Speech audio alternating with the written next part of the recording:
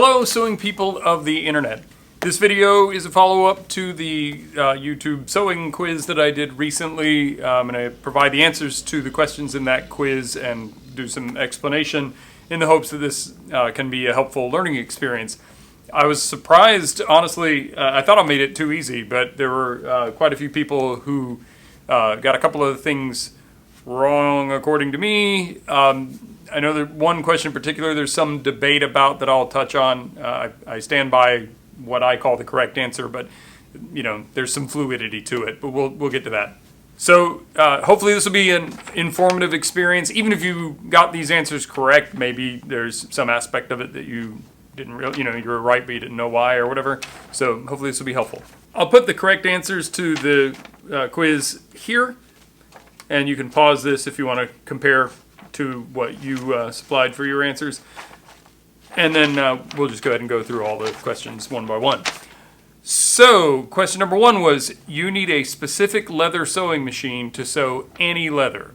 If you've been watching this channel for any length of time, you know the answer to that is absolutely false. Oh, sorry, it was true or false. The answer is false. You can sew leather with any sewing machine. It just depends on what you mean by leather. And recently I met a leather worker who put it a different way. He said, any leather can be sewn. It depends on the sewing machine. Both of those ways of looking at it are accurate. The reason I think this is important, well, there's two reasons. One, if you are a person who likes to sew and you might want to try to make something out of leather, I don't want people to think, well, I can't do it because I have to go buy a special machine, and either they don't try it or they spend a lot of money on a machine they didn't need. And the other reason is if you are someone who is looking to do a lot of leather sewing, so you're interested in learning to sew, but you primarily want to sew leather, a lot of people advertising machines on the used marketplace will sew a little bit of leather with it and say, this machine can sew leather. And that may not be what you want if the leather sewing you're looking to do is more than what they did as a demonstration. There's a lot more to it than just sewing one piece of leather. So, by way of demonstration, I have the Singer heavy duty machine. Hold on. So, by way of demonstration, here's the Singer heavy duty machine that I'm still doing a long-term review of. This is a reasonably thick piece of leather, has some nice pull-up on it, so it means it kind of changes color when you apply pressure to it. This, I believe, is veg tan leather. I don't know anything about it. It's a scrap piece I bought in a grab bag, but it's pretty reasonably thick. You could make a nice wallet or a checkbook cover or passport holder or that kind of thing out of this. So I folded it to make 2 layers, which is pretty much the minimum amount you would sew unless you were just sewing this onto some fabric. And I just have a regular needle in the machine right now. I don't have a leather needle here with me. The thread I'm using is the jeans hemming thread from the jeans hemming video. And we'll just see if this can handle it.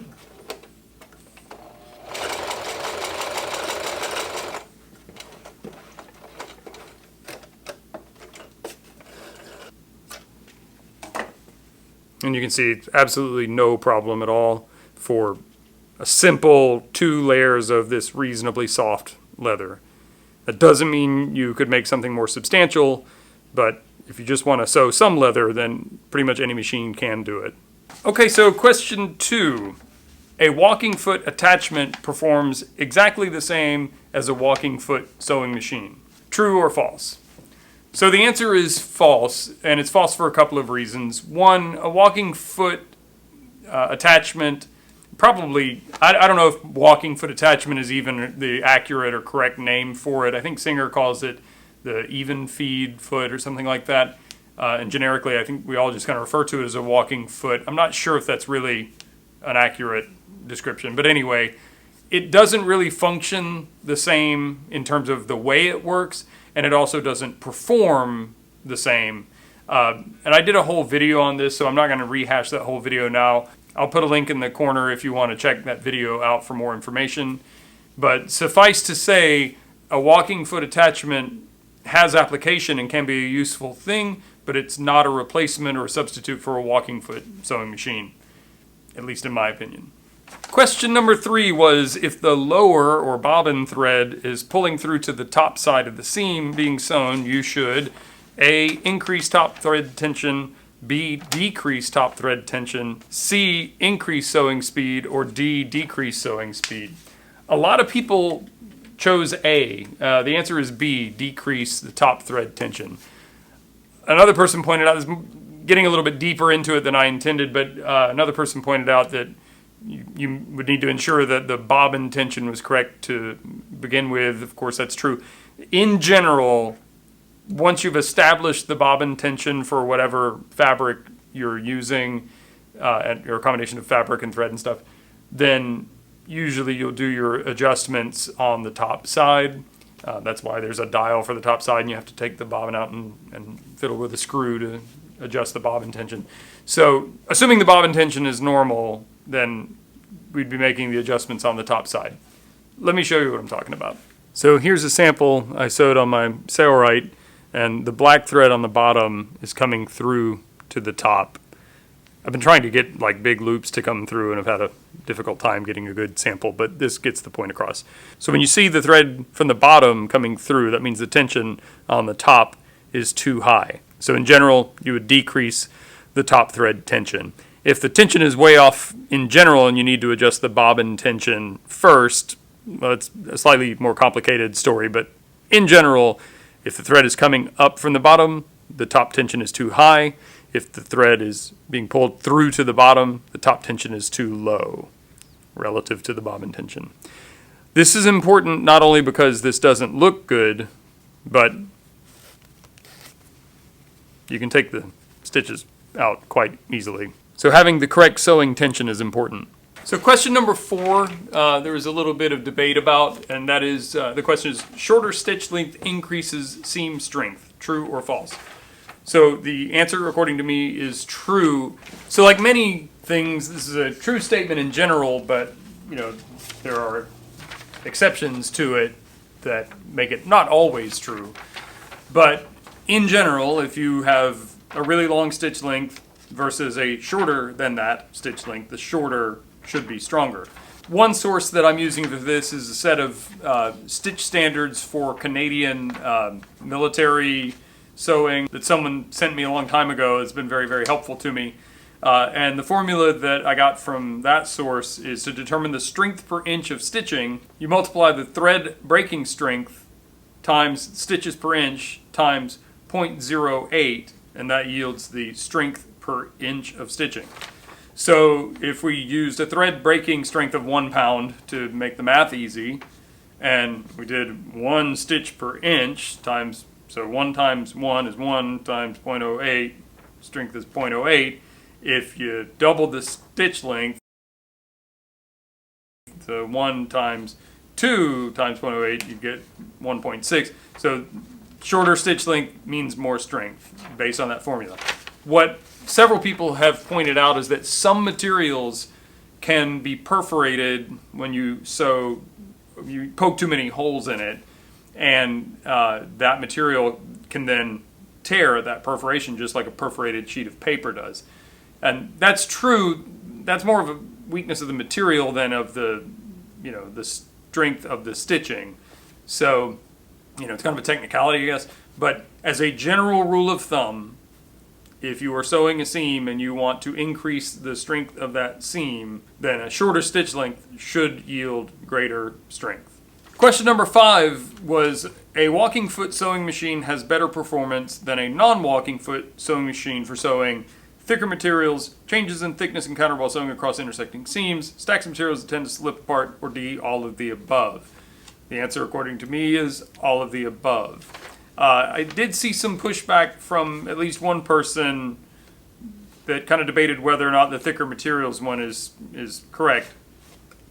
I believe that's 100% certain that if you take a walking foot sewing machine of any kind, a portable or an industrial, versus a non-walking foot machine of any kind, industrial or domestic, vintage, new, whatever, that a walking foot sewing machine is going to be able to feed thicker materials better than a non-walking foot machine does. And that's really the critical issue, is the feeding.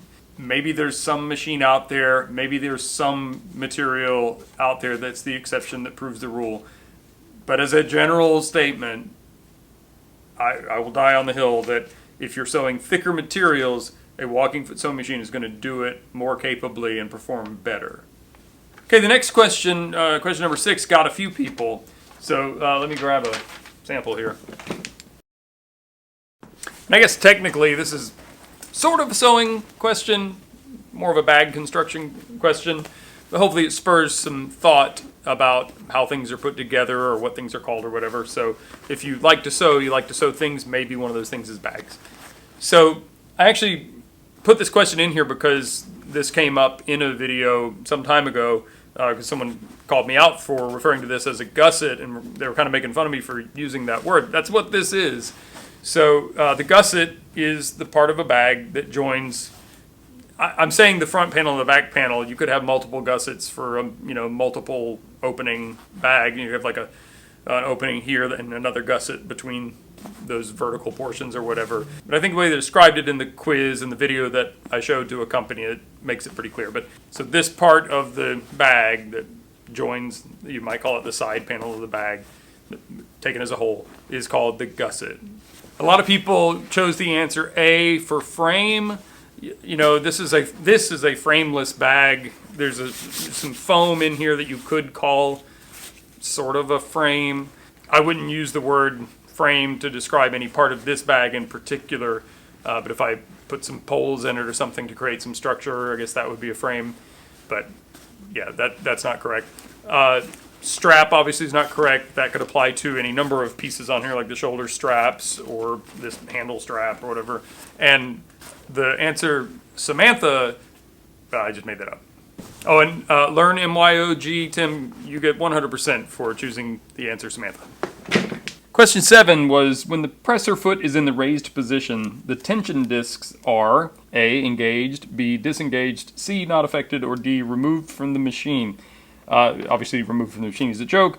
The answer is B, disengaged, and I'm going to try to demonstrate that for you here. I don't know how you're going to be able to see it. So on a modern domestic sewing machine, you can't really see this assembly. This is the tension assembly, the upper tension assembly.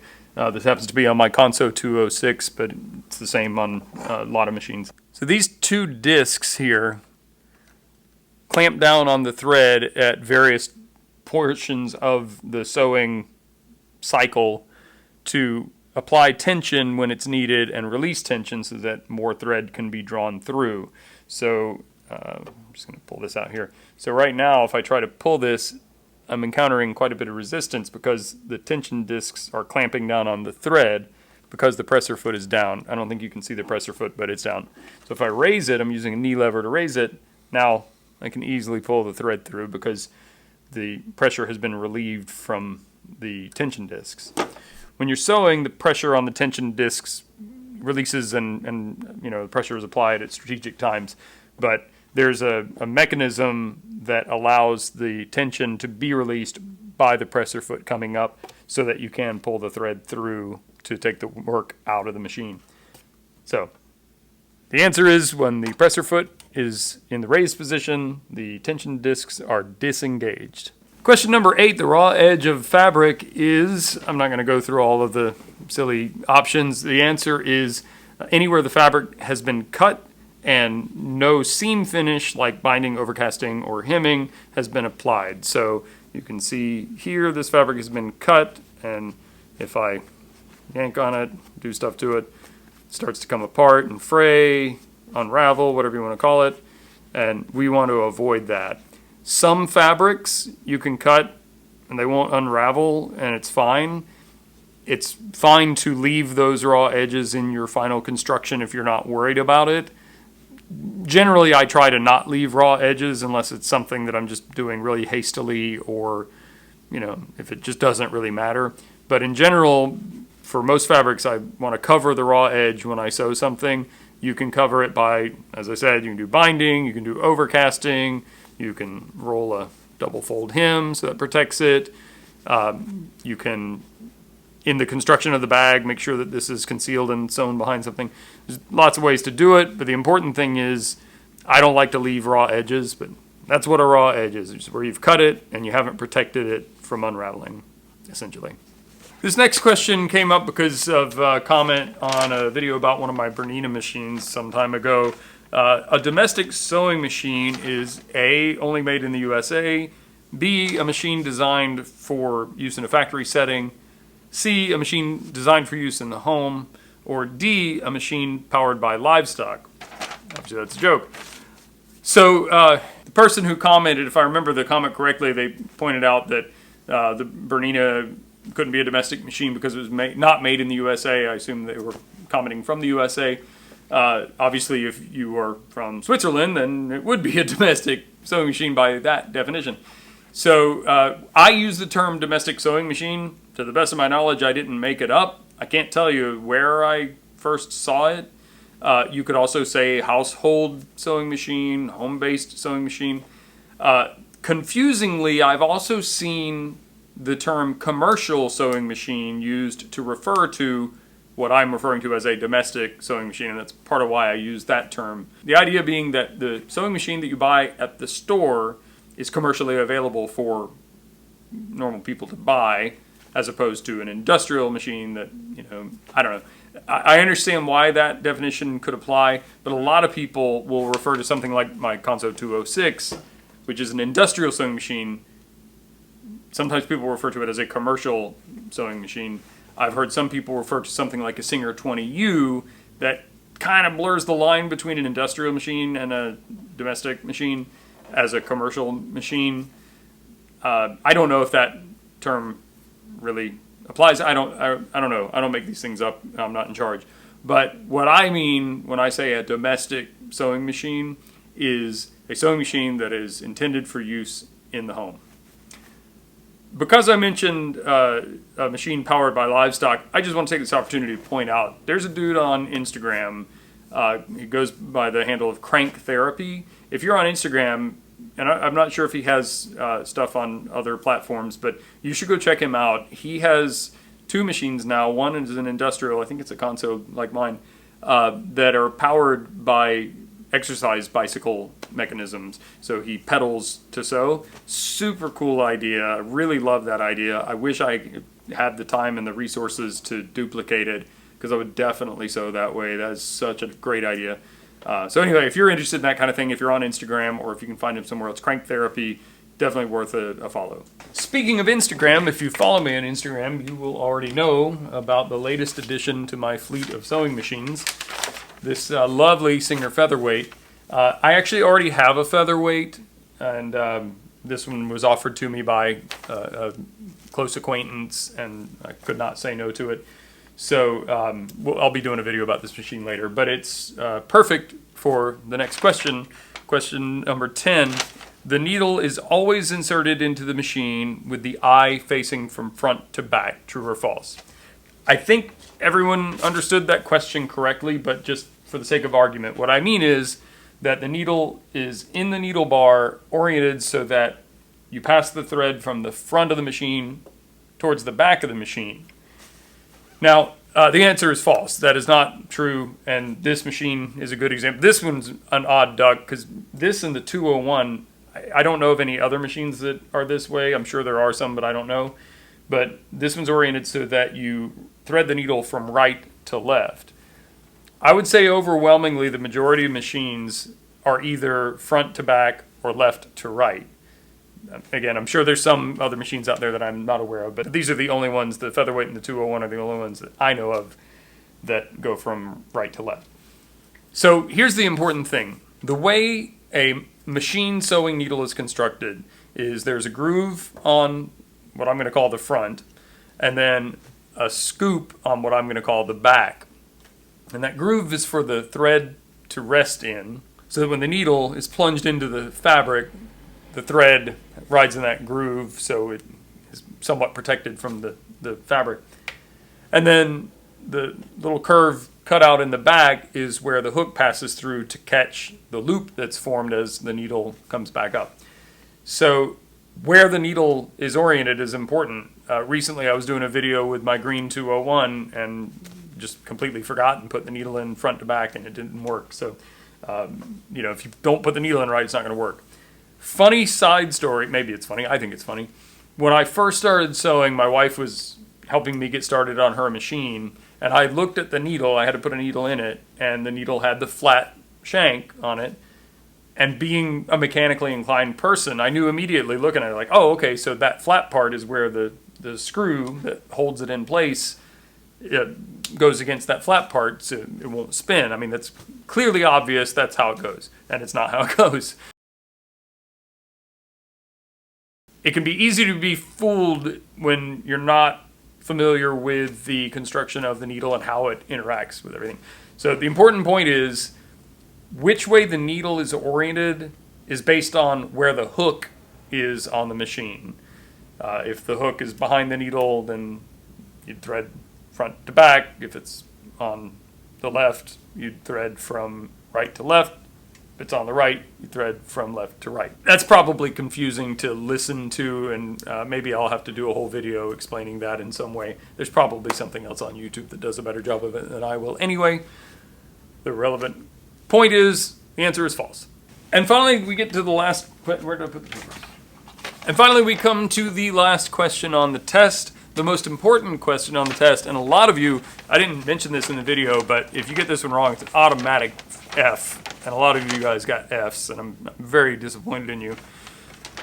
The question is, a bobbin is the small spool of thread that supplies thread for the bottom stitch in a lock stitch sewing machine. B, the best cat ever, or C, both A and B. And obviously, C.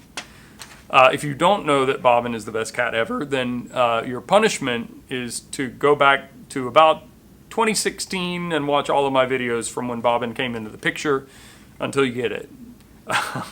So all kidding aside, obviously it's kind of a joking question. But again, I'm the arbiter of truth about the correct answers for these questions. So if you put anything but C, you were wrong, and I give you an F. So, to be serious though, a lot of people may not realize this if you're really new to sewing, or if you're interested in sewing but haven't done any yet. All these sewing machines that we've been using in this video and all the videos I use, the standard sewing machine, when I say sewing machine and you think of a sewing machine, that's a lock stitch sewing machine. And the way it forms its stitch is it has a thread coming from the top and a thread coming from the bottom. And those two threads intertwine with each other, and that makes the lock stitch. There's also another common, although way less common, especially in home use, form of stitch made by a sewing machine is a chain stitch. I don't know if they even still make this, but I remember getting big, huge cat food and dog food bags with the paper strip on the top, and you'd pull the string and it would come right off. That was a chain stitch. And that's why we use a lock stitch to sew things, because a chain stitch just comes right out if it gets pulled. So if you're not aware, you need two sources of thread to sew with a lock stitch, or the kind of sewing machine that you're probably going to be using, and the bottom thread comes in a bobbin. There's probably a different technical definition of a bobbin, but it's a spool of thread. It's probably close enough. Over the years, people have commented on bobbin being a funny and good name for a cat or whatever. And the reason I chose the name is obviously, I love sewing and I wanted it something sewing related when I got him. But the bobbin is this little thing that you have to sew, but often the source of a lot of trouble. So I thought it was fitting for a semi-crazy cat.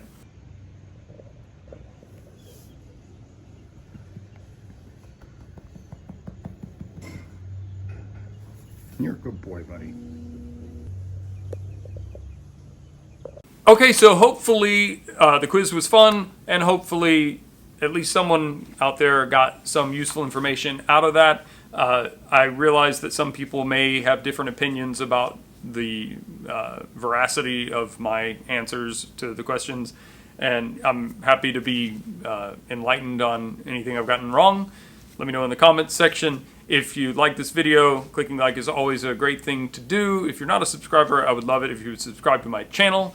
Coming soon, there'll be a video review of this featherweight sewing machine and the continuing saga of the Singer Heavy Duty, which continues to surprise me as much as I hate to admit it.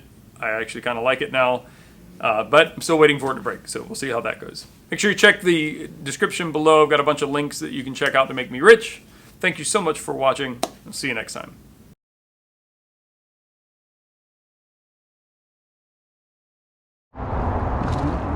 Wow. So I just tossed this out there.